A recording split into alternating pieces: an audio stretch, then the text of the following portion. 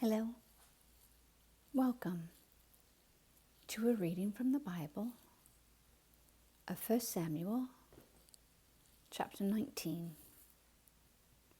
Saul told his son Jonathan and all the attendants to kill David. But Jonathan had taken a great liking to David and warned him, "My father Saul is looking for a chance to kill you. Be on your guard tomorrow morning. Go into hiding and stay there.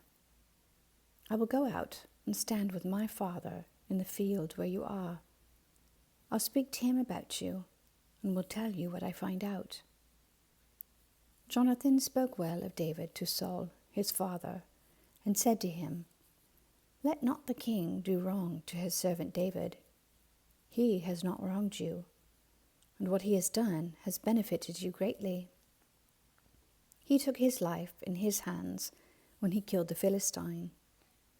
The Lord won a great victory for all Israel, and you saw it and were glad. Why then would you do wrong to an innocent man like David by killing him for no reason?"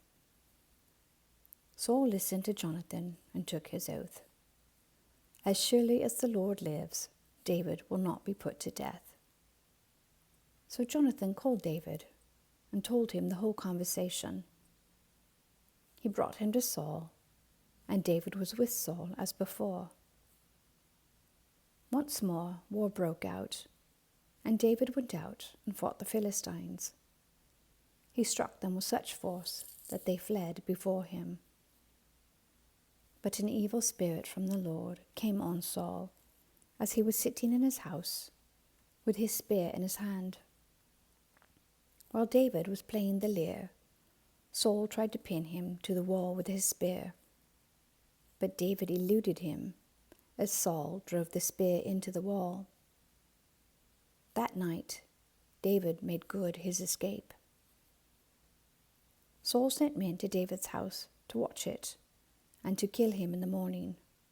But Michal, David's wife, warned him, "If you don't run for your life tonight, tomorrow you'll be killed." So Michal let David down through a window, and he fled and escaped. Then Michal took an idol and laid it on the bed, covering it with a garment and putting some goat's hair at the head. When Saul sent the men to capture David, Michal said, "He is ill." Then Saul sent the men back to see David and told them, "Bring him up to me in his bed so that I may kill him." But when the men entered, there was the idol in the bed, and at the head was some goat's hair. Saul said to Michal, "Why did you deceive me like this and send my enemy away so that he escaped?"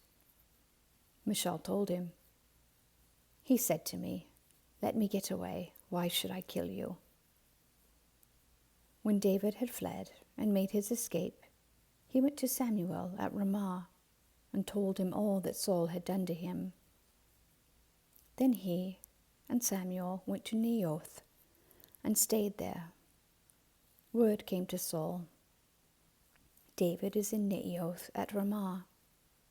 So he sent men to capture him.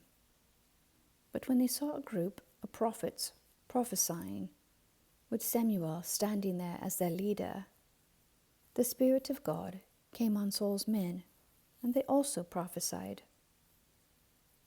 Saul was told about it, and he sent more men, and they prophesied too. Saul sent men a third time, and they also prophesied.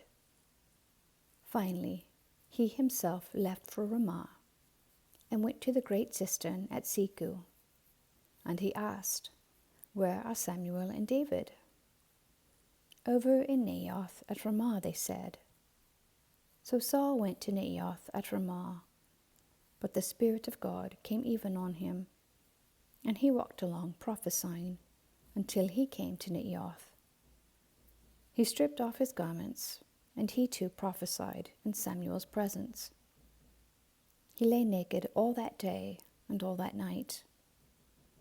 This is why people say, "Is Saul also among the prophets.